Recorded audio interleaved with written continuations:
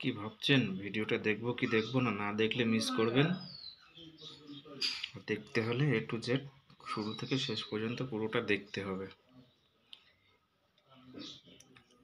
USB chip panel kit first flow কীভাবে তৈরি করা হয় সম্পূর্ণ ডিটেলস আজকে ভিডিওতে নিয়ে এসেছি।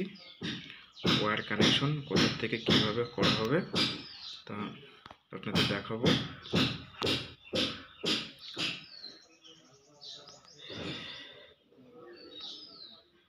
সর্বপ্রথম হচ্ছে ভিসি বা টিউনিং কন্ট্রোল 500 ohms কিংবা 1K, তার লেগ আউট নাম্বার 1 2 3 1 2 3। এই 1 2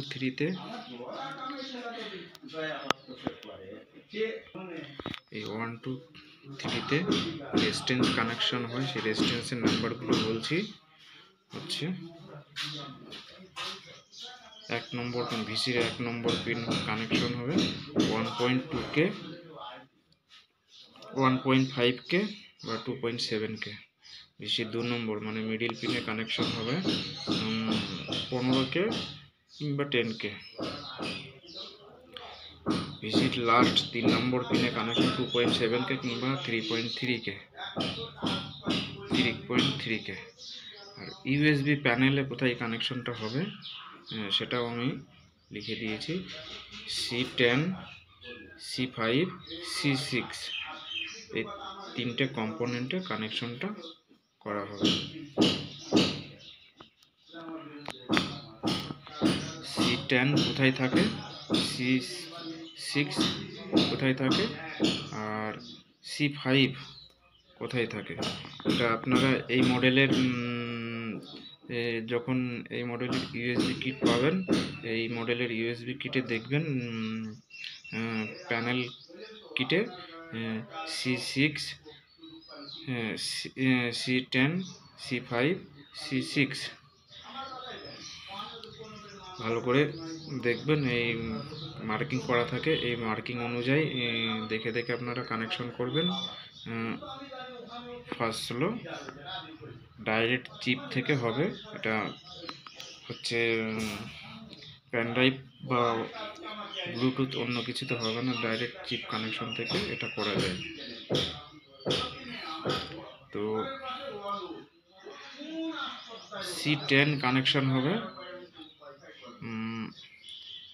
10K বা 15K, আর C5 কানেকশন হবে 1.5K বা 2.7K, আর C6 কানেকশন হবে 2.7K বা 3.3K। আর যদি কেউ বুঝতে না পারেন তাহলে কমেন্ট করবেন, সেটা চেষ্টা করব যাতে বোঝাতে পারি।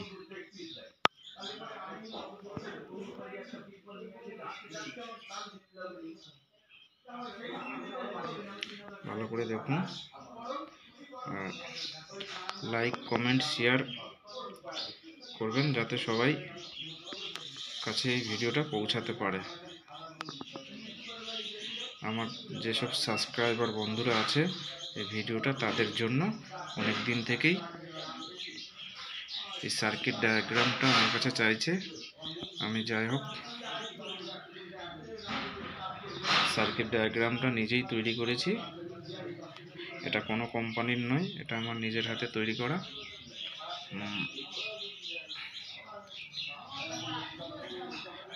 দেখুন ভালো করে।